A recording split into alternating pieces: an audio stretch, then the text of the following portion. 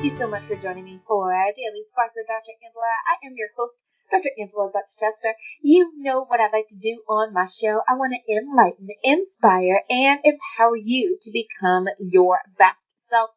The scripture reminds us that the tongue is a small thing that makes grand speeches, but a tiny spark can set a great forest on fire. And today we want to get you fired up about end time prophecy.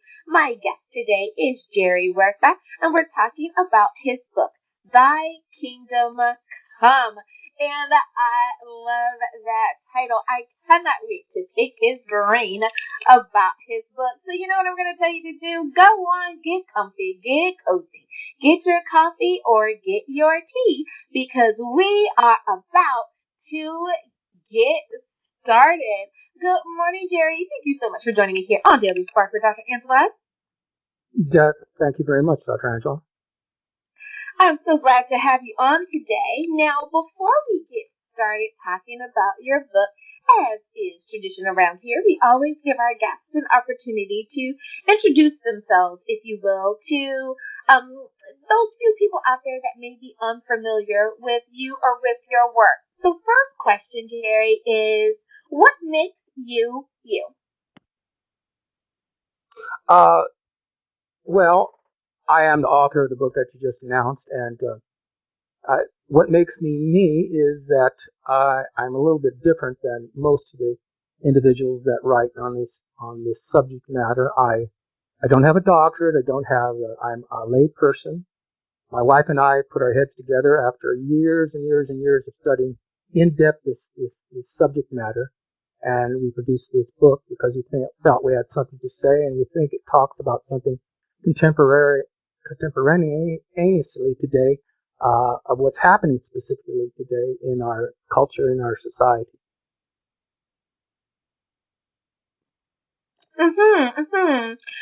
So, being an author, is that something that you always wanted to do, or did you find that life simply presented itself along its path? Yeah, it did present itself along its path, and something that I never really. I thought I had something to say as I was studying these subject matter. I did a lot of work on forums, Christian forums, and I usually was able to garner some respect for my position on those forums. And there was at one point one individual told me, you should write a book and stop wasting your time on these forums. So that presented the opportunity to me to think about it, and it evolved from that. Mm-hmm.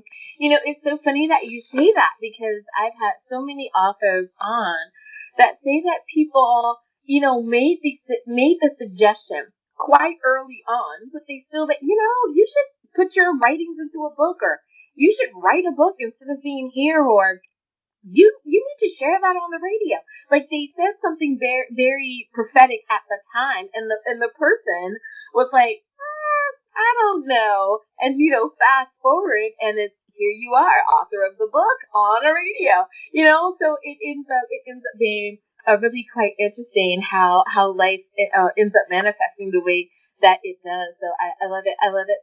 Now, the title of your book, Thy Kingdom Come, reevaluating the historicist interpretation of the Revelation.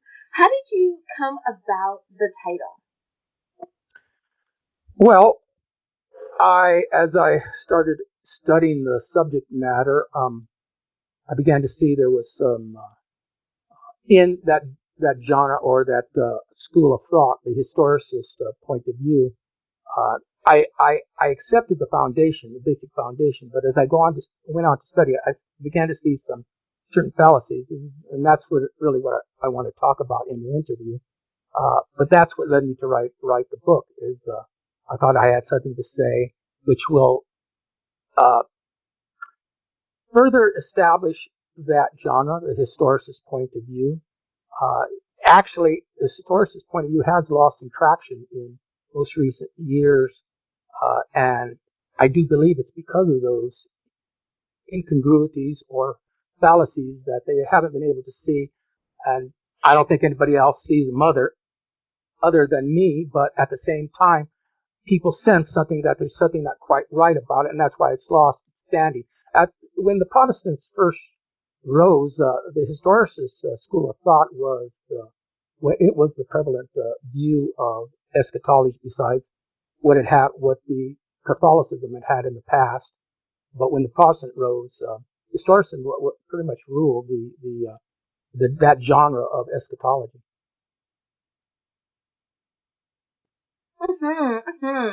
Now, for the person who is perhaps new to the faith of being a Christian, would they be able to follow along with the storyline, or would you say that this book is more so for someone who's already a little more versed in their faith and they have a basic understanding of the book of Revelation?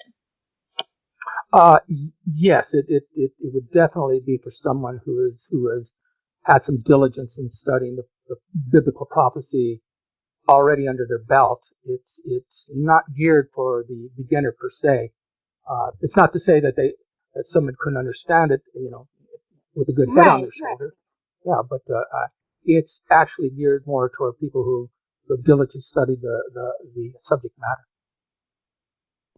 Absolutely. And I always like to ask a question like that because, like you said, someone who has a very general understanding, sure, they're able to follow along, but they may have that many more questions just because they're unfamiliar with certain aspects. So I can definitely understand the same way that we have elementary, junior high, high school, and college. Our faith is kind of on those levels as well, and depending on where we are, will help us have a better understanding of what we're reading. So thank you for that clarification. Now, I like how you said that you didn't necessarily, get your doctorate in the field or anything like that. But what really struck, I want to give you a little bit more time on that. Why did you feel that it was important to learn about this particular subject? First of all, because I am curious about end time prophecies. I had the desire to know where we stand as far as what was prophesied about our end times. In the book of Daniel, in particular, in the book in Revelation also. And I'd come to some exposés, seminars on the issue, and which even furthered my interest and my desire to learn. So it's just walking through that type of experiences that led me to write the book. Now, when it comes to actually reading the book, many authors kind of have a well thought out format in the way in which a reader should digest the book, if you will. Do you suggest that someone read it from cover to cover? Should their goal be from chapter to chapter? Should it be more like a devotional, let's say, perhaps just a few pages at a time, and really allow that to be digested before they move on? What's your suggestion there? Well, the first 3 chapters are basically dealing with some presuppositional positions on how we are going to approach understanding Scripture. That is a little bit difficult to get through, especially for a novice. If somebody, like I said, it is geared for someone who already has basic understanding under their belt. They could get through those. But where it really starts into discerning the issues, that the main focus of what the book's about is in about the 3rd or 4th chapter, and from there on it does slowly but surely build on some central themes there, and it should be read from chapter to chapter from that point in particular. Thank you for that. Now, another question that I like to ask, and that is taking the side of the person. We have supporters in our lives. We have those people that are always going to be our cheerleaders that, hey, read my friend's book. Flip side of the coin is we always have that person that goes, yeah, books. Dr. Angela always has these guests on here, blah, blah, blah. Everyone's book is the best. So I asked for that person who's kind of the naysayer, and that is this. what makes your book, there's a lot of books out there about the book of Revelation. There's a lot of books out there about end time prophecy. With that being said, what do you feel makes your book a little bit different, or what makes your book unique? I feel that every book is different. Every book is unique. What do you think makes yours that way? Jumping into it.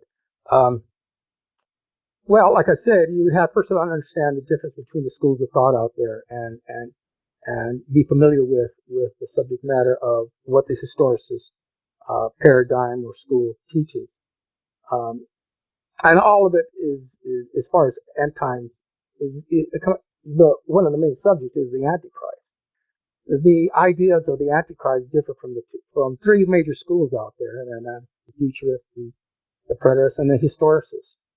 So my book would have to be understood from the historicist point of view, and once you understand that where they're coming from as to who the Antichrist is, then the next step is how does the book of Revelation unfold? What is the structure and how we understand it? What makes mine different from the historicist in particular is that where I place the seals.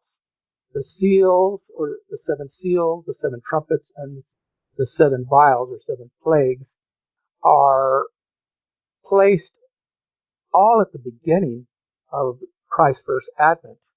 The traditional historicists look upon them as opening during that time and portraying events that unfold from the time of the first advent.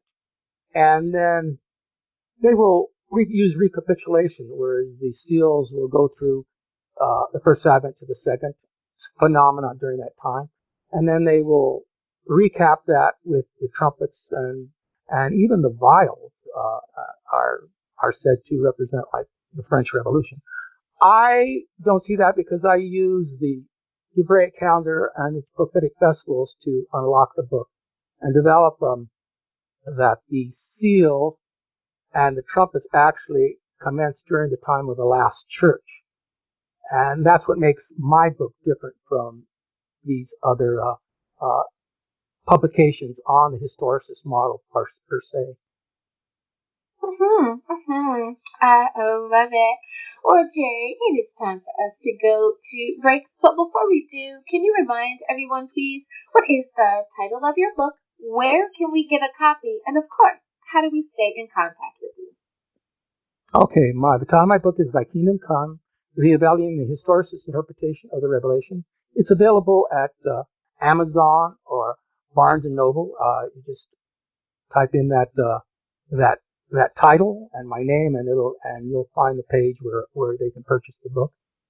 I also have a website. It's historicist.net, www.historicist.net, which will also lead you to where the book is sold at. Alrighty, listeners, now you know where you can get a copy of the book. We'll be back.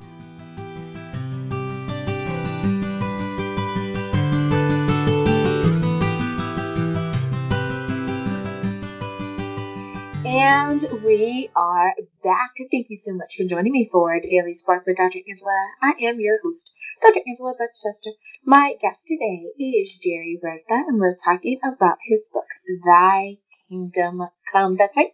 We are talking about the book of Revelation today, and I'm so happy to have him on.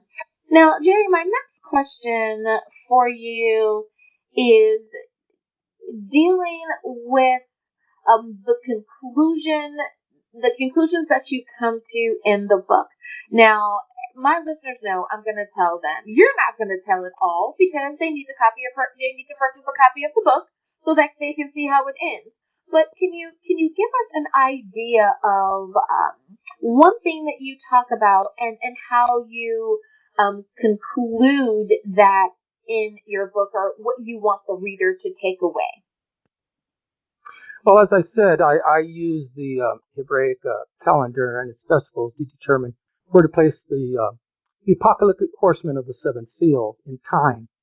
And there are 7 churches in the book of Revelation, and they're accepted now, pretty much even the futures accepted as 7 eras in the course of time of the church between both Advents, the Laodicean church being the last one. What my book does is takes the narration of symbolism of the apocalyptic horsemen and reveal that they convey phenomena that leads to the martyrdom of the saints in the 5th seal. The most infamous wars, economic upheavals, and famines that follow the horsemen are usually witnessed in our contemporary society, connecting with the secularization of society by Protestantism. The story of the secularization of society that Protestantism led to the exploitation of their own brethren to enrich themselves, which has been well documented by their own brethren in England and America. And the lives and wages of wage earners, men, women, and children, were made pretty miserable and short by the working conditions of the Industrial Revolution, which is also well documented. Our book concludes that the proper placement of the 7 seals upon entrance into the final church era reveals that them as judgments upon his people in accord to the prophecies in the New Testament of the great falling away in the end days by the church in 2 Thessalonians 2:3 and other texts, and the admonition to the last church to repent of their lukewarmness for their prodigal material concerns. And we do believe this is unquestionably relevant for today and what's happening today.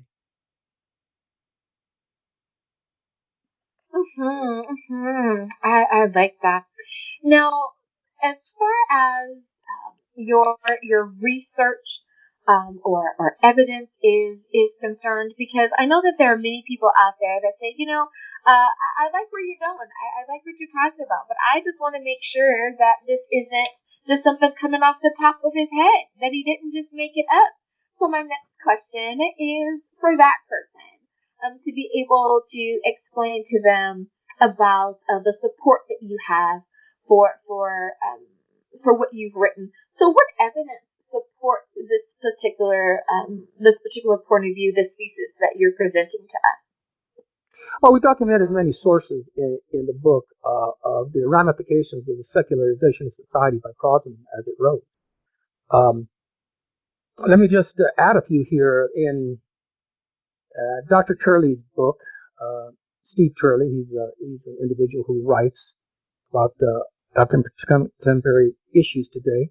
He wrote a book called President Trump and Our Post-Secular Future, How the 2016 Election Signals the Dawning of a Conservative National Age, in which he writes, scholars have long recognized that secularization is rooted in the notion of modernity.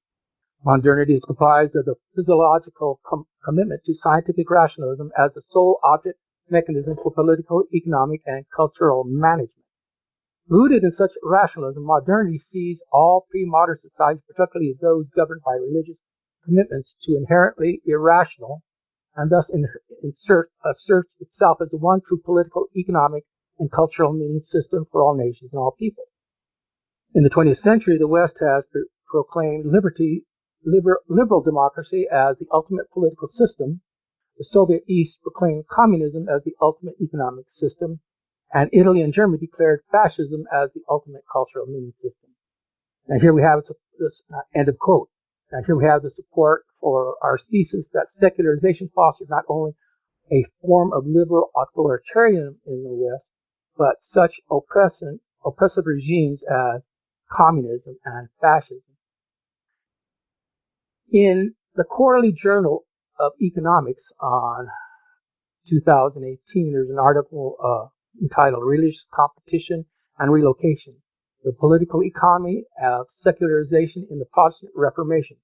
Authors are Cantoni, Dittmer, and Yachterman, in which they write, religious competition shifts political markets where religious authorities provide legitimacy to rulers in exchange for control over resources. End of quote.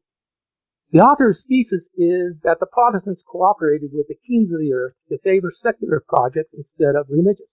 In essence, they united with the kings of the earth to take away the church's influence in society.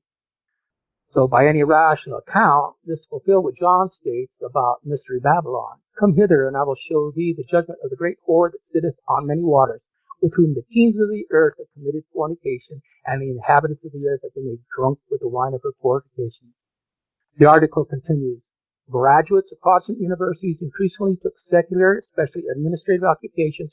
Protestant university students increasingly studied secular subjects, especially degrees that prepared students for public sector jobs rather than church sector specific theology. And second, it affected the sectorial composition of fixed investment. In other words, end of quote, in other words, Protestants shifted society away from the church sector to public sector's occupations that enhanced the state's ability to develop nationality, to increase its wealth and expand its markets, which inevitably led to the illustration of the rider of the white horse that went forth conquering and to conquer. This took peace from the earth as the Protestant nations fought over the resources of the world in their colonization of other dominions, depicted by the rider of the red horse. Their machinations over the prices of goods and services led to both surpluses and famines, as illustrated by the rider of the black horse. And in due course, their economic upheavals in distant colonies led to great hardships for the indigenous of those dominions, which is illustrated by the rider of the pale horse. So I have quite a bit of documentation on substantiating my thesis and placing those seals in the time of the last church as opposed to the first church era, and that's how I substantiate what I say in the book. Now, there's always going to be those people who disagree. No matter what we say, blue is not blue. It's some other shade of green. Black is black, but instead it is an alternate shade of blue, let's say. What do you say, or how do you respond to the historicists that happen to disagree with your particular interpretation? How do you address them? Well, that's because we've been brought up to believe that the Industrial Revolution was a boon to mankind. The perception that the Industrial Revolution was a boon to mankind is nothing new, though. It is a view that's taken by the winners in history. Certainly, material wealth and rise of the standard of living is tied to it, but at what cost? It cannot be rightly denied that millions of men and women and children live short, miserable lives to attain these advances. Of course, we're still feeling the economic upheaval of the haves and have-nots in our society today. Many of them in third world countries who are now the cogs of so-called progress that never ends. To cite one of the sources in our book, an article by John Hodges in Livestock Production Science in 2005, he writes, the economic system which separates the poor from the land or takes away their market for selling food inevitably perpetuates poverty, increases hunger, and adds to the threat of famine. Globalizing agriculture and food on the basis of free trade runs that risk. Western governments know from their own experience over the last 200 years that food cannot be treated simply as a tradable commodity subject to unrestrained capitalism without sooner or later running into socio-economic imbalances. End of quote. In our book, we note a number of fallacies in the official interpretations of the historicist model. This, coupled with the proper structuring of the revelation and the substantial historical evidence supporting our thesis, more than answers any arguments to the traditional sources.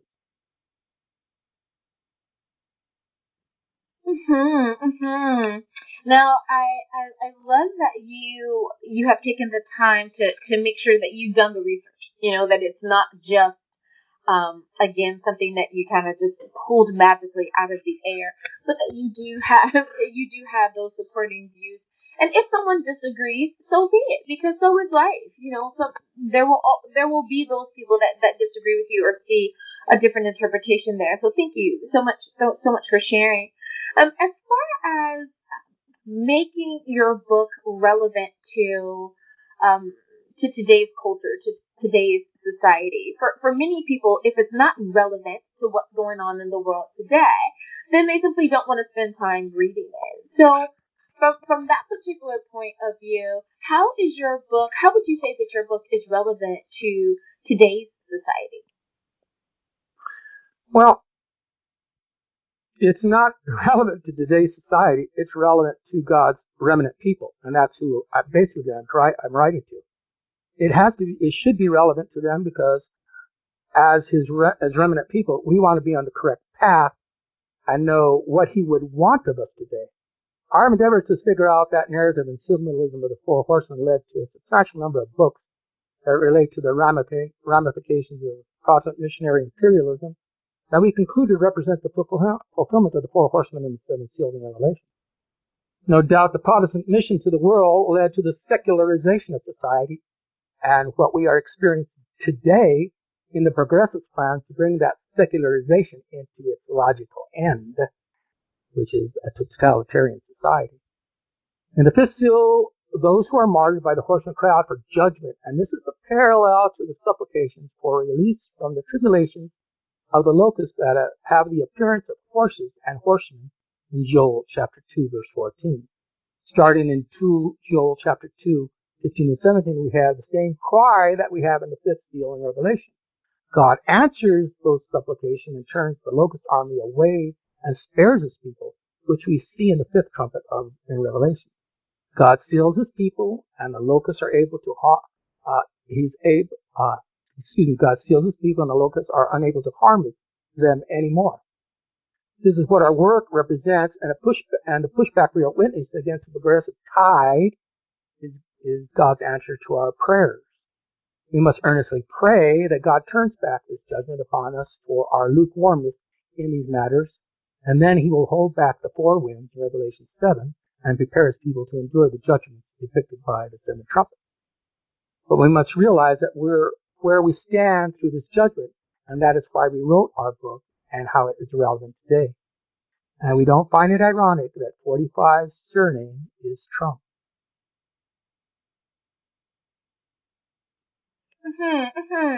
Well, I tell you, I have enjoyed listening to you present your book, and I know that there's someone out there saying, yep, I have to get a copy of that.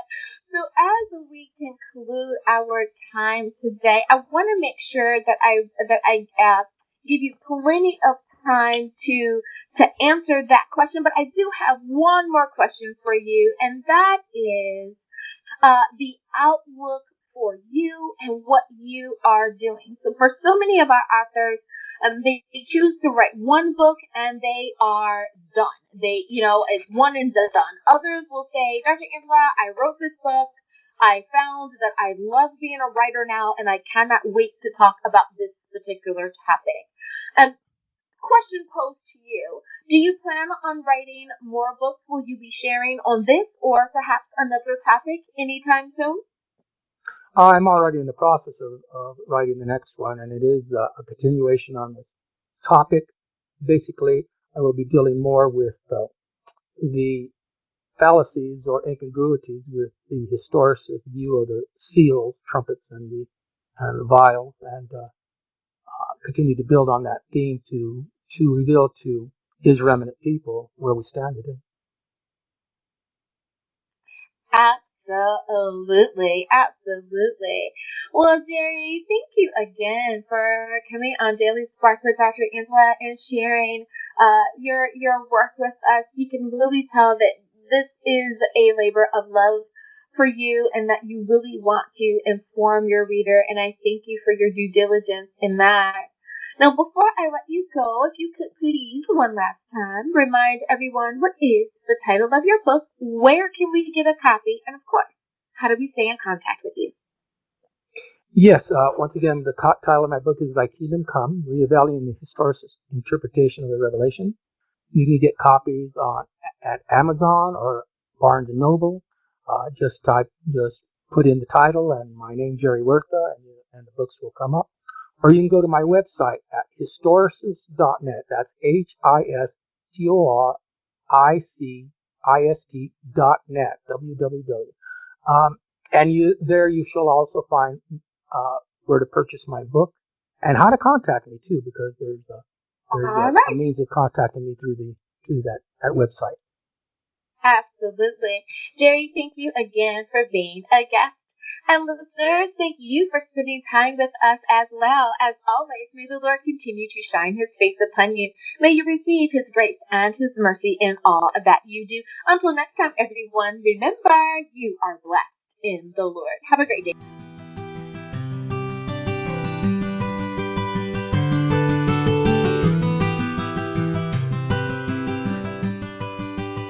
Thank you so much for joining me for Daily Spark with Dr. Angela. I am your host, Dr. Angela Butt-Sister. You know what I like to do on my show. I want to enlighten, inspire, and empower you to become your best self. Now, Scripture reminds us that the tongue is a small thing that makes grand speeches, but a tiny spark can set a great forest on fire. And today we want to get you fired up about this book of poetry. The title is Time for You to Fly. Its author, Elaine Stewart. So you know what I'm going to tell you to do. Go on, get comfy, get cozy, get your coffee or get your tea, because we are about to get started. Good morning, Elaine. Thank you so much for joining me here on Daily Spark with Dr. Angela. Good morning, Dr. Angela. Thanks for having me. So glad that you are here today. Now, as is the tradition around here, we always give our guests an opportunity to introduce themselves to perhaps the few folks out there that may be unfamiliar with you or your work. So first question is, what makes you you? What makes Elaine Elaine? Oh, I love to write poetry and narrative type books. So most of my writing is done in narrative poetic form.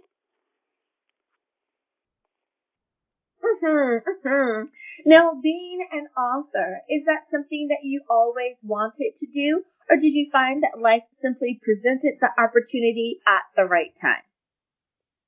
I always wanted to write. Ever since I was a little girl, around age 10 or 12, I was inspired by the literature.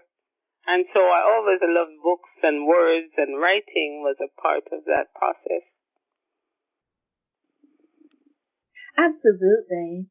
Now, the title of your book, Time for You to Fly, I like that title. What made you decide that these words needed to be the name of your book? Well, after my first child was born and I watched him grow, and he got to the age where he no longer really needed me, I thought it was time to let him go and fly and be the person he was meant to be. So Time for You to Fly just kind of came naturally out of the writing of that book.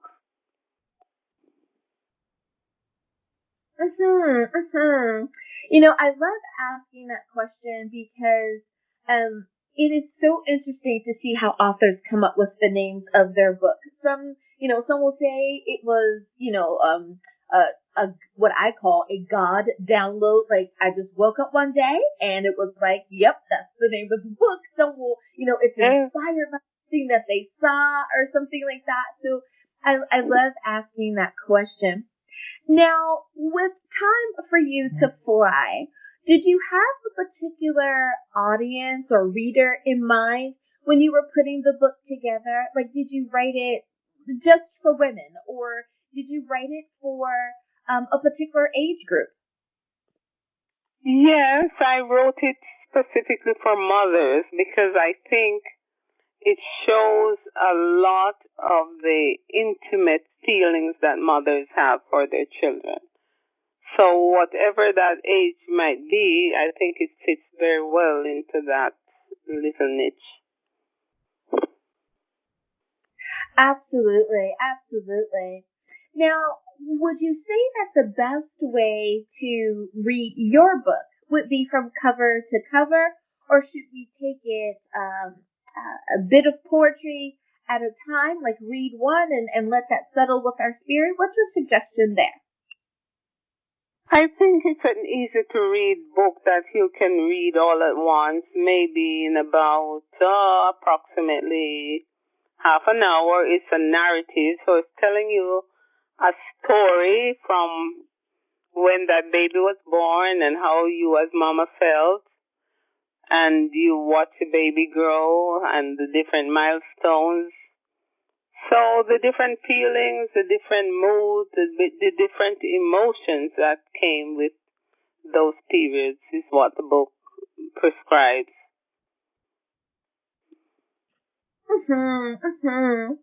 Now, with your process of writing, so many authors decide whether or not they want to self-publish or if they want to use a publishing house. For some, it's no question, hands down, they're going to leave it to the professionals. While others say, I want to be in control of every aspect of my book, so I choose to self-publish. Which way did you decide to go when it came to the publishing of your book? Well, at first I tried a publishing house, and I really was not happy with the effects of the drawings and stuff. I thought there would have been more illustrations, but it didn't work out that way, and I lost a lot of money just upselling on that book. So from that, I decided to self-publish, and so I have all the control. I don't have the illustrations that I really had thought of in the beginning, but it works. What I have now works, and I'm proud of that. Absolutely, and I think that that's what's really important is whether or not you can be proud of your work, and I think that that is definitely the goal. What type, if I understand correctly, you have a unique something about your book. What makes your book unique? I was raised in Jamaica, and so I think the experiences that I gained from being raised in a community of hard-working, loving, generous people influenced my ability to really tap into those nuances and emotions of people. So I think I appeal to the emotions and the values of people, and that makes the book quite unique in itself. Absolutely, absolutely. Now, I believe you may have touched on it a little bit earlier, but I want to definitely give you time to spend on that answer if you think you need one, and that is your inspiration on what really motivated you to not only write, because I understand that you have written other books, but to write Time for You to Fly. Was there a particular prompting there? Well, it happened kind of so fast, like what you said previously about some type of a download, and the baby years of that child really inspired and prompted me writing, because I remember writing that book in maybe about 45 minutes, and it was all just flowing. So I do believe I get these weird downloaded moments for stuff that I write. So Time to Fly came out of all of that. I love it. I love it. Now, I want to kind of shift gears a little bit and just ask you about your writing process. How often did you find that you were writing when you're putting your books together? Do you have like a particular time of day that you like to write, or a particular place that you like to write? Or are you one of the authors, and I've had many on who say, I write whenever the spirit hits me. What's your process there? Yeah, I'm like that too. I write just about any time of day or night, and I don't have to get in any special positions really. I tend to write sitting up straight. I don't go to my desk or anything. Wherever that feeling hits me, if I get a thought, a phrase, or the things of nature really inspire me. The trees, the birds, children, people. So I am inspired by just about all the things around me sometimes. So the writing really comes relatively easy to my mind. I can definitely understand that. And especially if you have the environment in which you're able to do that. So many authors are still parents of young children, so they're still, being mom to like a 5-year-old. So using that time early in the morning or late at night to write would make more sense. But for many of us, like I don't have little children, my son is an adult. So I too would be able to kind of write whenever the mood would hit me. So I can definitely understand that. Now, for so many of the writers that I speak with, they will say things like, Dr. Evra, I would have never thought I'd be an author because I hated literature in school. English was not my favorite subject. I'm a science guy or gal, for example. Do you think that that school helps prepare you for writing in any way? Yes, ma'am. Yes, I was always a love of words, and when I was about 10, between 10 and 12 years old, I had a lot of literature and poetry, and the the school, my early school years, my elementary school years, they gave us opportunities to write creative, stories. And a lot of my stories surrounded things like summer vacation, Christmas time, my birthdays. So I was constantly pushing my mind to write some creative line. But I had a real sad encounter with a teacher who discouraged me when I was somewhere between 10 and 12. She said, "Oh, you could not have written that. It's too good to be your writing. You must have copied it from somewhere." Oh, And that wow. really discouraged me for a lot of years. I did not dare to write anything and show it to anyone.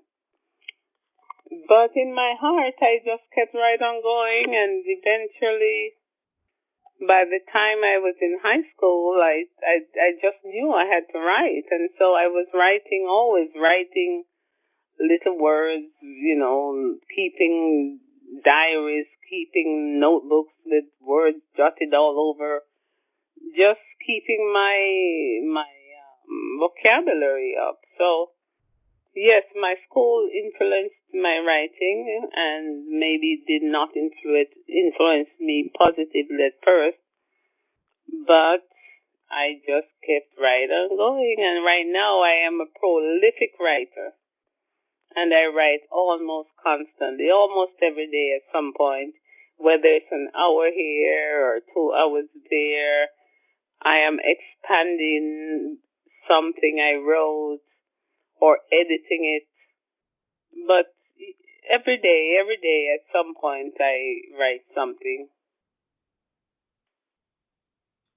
And when you said that about the teacher, it really made me think about the numbers of stories that we have heard like that, where teachers have been unrightfully so influential on how a child feels about his or her natural talent.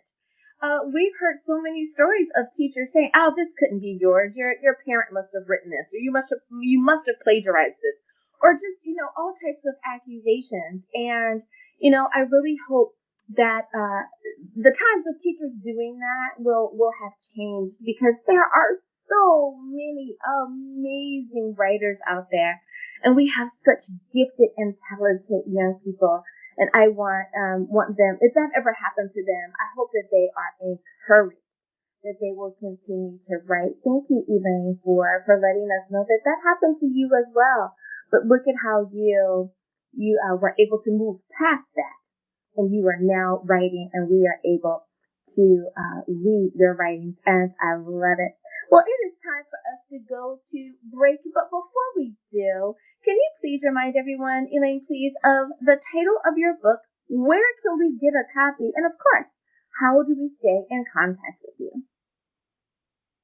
Yeah, the book is available through Amazon and in bookstores like, general bookstores. Wherever books are sold, the book is available. And my website, you can stay in contact with me on E2 Epiphany and Rhymes. E2 Epiphany and Rhymes.com. That's my web. You know where you can get a copy of the book.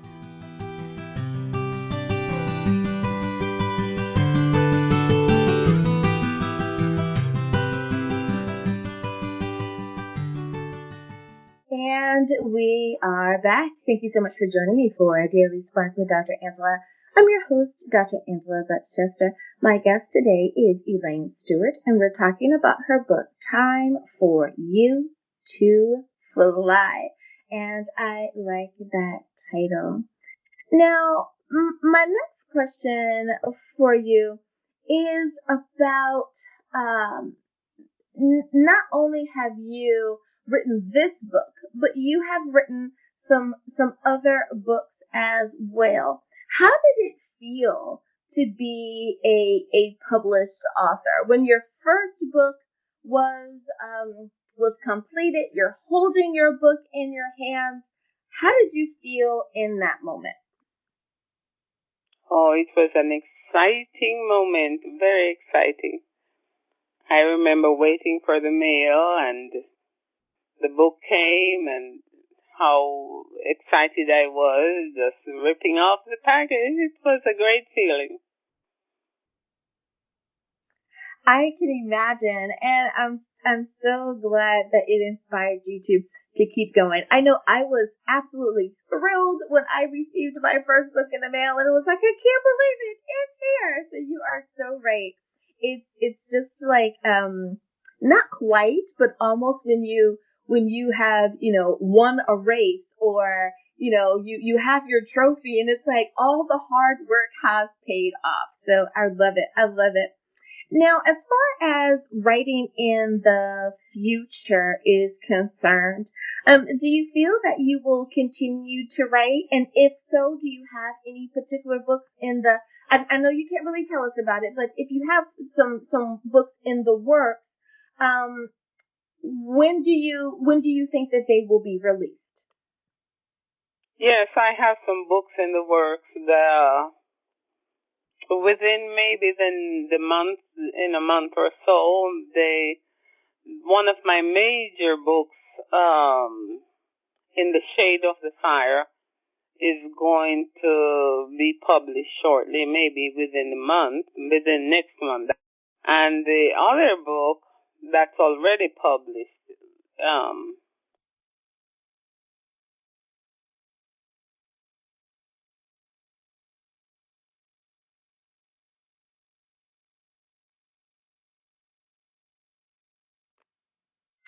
So, Elaine, my next question for you is regarding bits of wisdom for our aspiring authors out there. So many times authors say that, boy, I wish I would have known X, Y, and Z before I started writing. Or I wish someone could have helped me with fill in the blank. And the process would have been a lot easier, faster, cheaper, whatever that. Do you have any bits of advice for our aspiring authors as far as the process is concerned? Anything they can do to help make sure that they stay inspired to keep writing? well, writing comes naturally to me, so I don't know how it affects others. But when that urge hits you to write, just write wherever you are. You don't have to think about writing it in perfect sentences at a time. Just write down your thoughts. And you can always go back and edit and expand and correct. So just write as that urge hits you. And as far as publishing, it's a very arduous journey, because just finding the right publisher and spending the amount of money that you really want, it's a big difference between publishers. They go from the sublime to the ridiculous amount, so you have to know your pocket. And you are so right there. You're not the first person who has said that. I've heard so many people say you just you never know, because um some of them can be so very expensive, and then some are so budget conscious, and it's like, absolutely, but you don't want to make the wrong you don't want to make the wrong move either way. You don't want to make the wrong move. So I can definitely understand you there. Now, for someone who has written more than one book, if I understand correctly, you have a memoir that you have also written. Can you tell us a little bit about that? Yes, ma'am. The memoir is written in a narrative form, and it's my life in Jamaica, where I grew up, where I was born and grown up, and it tells of the social customs, the social and spiritual aspects, political aspects of the country, and the attitudes of the people. Absolutely, absolutely. And I love books that help us to understand culture better. I think that it makes us better human beings. I happen to just be one of those people that thinks that everyone's culture is special and important. It might be because I'm multicultural, but I think that every person has a beautiful gift within their culture, and when you share that, be it that it is music or food or just a love of people, that it really and truly makes the world a better place, because we see how we fold into each other. We see how we have things that are very similar, even if they're not exactly the same. They're similar enough. Like, I think every mother just wants to love and protect their babies. And it's like every mom is going to say, yep, we want to love and protect our babies. And that makes us similar. I love it. I love it. Well, Elaine, I wanted to just ask one last question of you. And that is, for someone who is interested in writing poetry, not just necessarily putting a book together, like putting a collection of their poems together, but simply they want to write poetry. And they're afraid to step out in that vein because perhaps someone has told them, oh, you want to write poetry? Or just something negative against them. Do you have any words of encouragement for that potential poet out there? Yes, the reason I started writing my books in that narrative form is a way I think will appeal to most people, because poetry at this time is not a big seller. But I find that when I incorporate the poetry into the writing as a story, it seems to appeal to more people.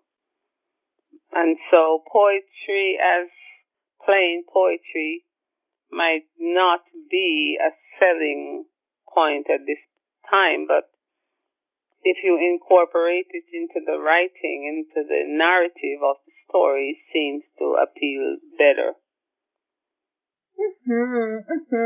I love it. Thank you for that bit of advice. Well, Elaine Stewart, thank you so much for visiting with me here on Daily Sparks with Dr. Angela. I have enjoyed my time with you here today. Now, before I let you go, would you remind everyone, please, of the title of your book, where they can get a copy, and of course, how do we stay in contact with you? Yeah, the title of the book is Time for You to Fly, and it's available on Amazon And my website where you can contact me, leave messages, is E2 Epiphany and Rhymes at live. No, E2 Epiphany and Rhymes. E2 Epiphany and Rhymes.com. That's where you can contact me. Alrighty. Thank you again, Elaine, for visiting with us here today. Thanks for having me. And listeners, thank you for spending time with us here as well. As always, may the Lord continue to shine his face upon you. May you receive his grace and his mercy in all that you do. Until next time, everyone, remember that you are blessed in the Lord. Have a great day, everyone. Bye-bye.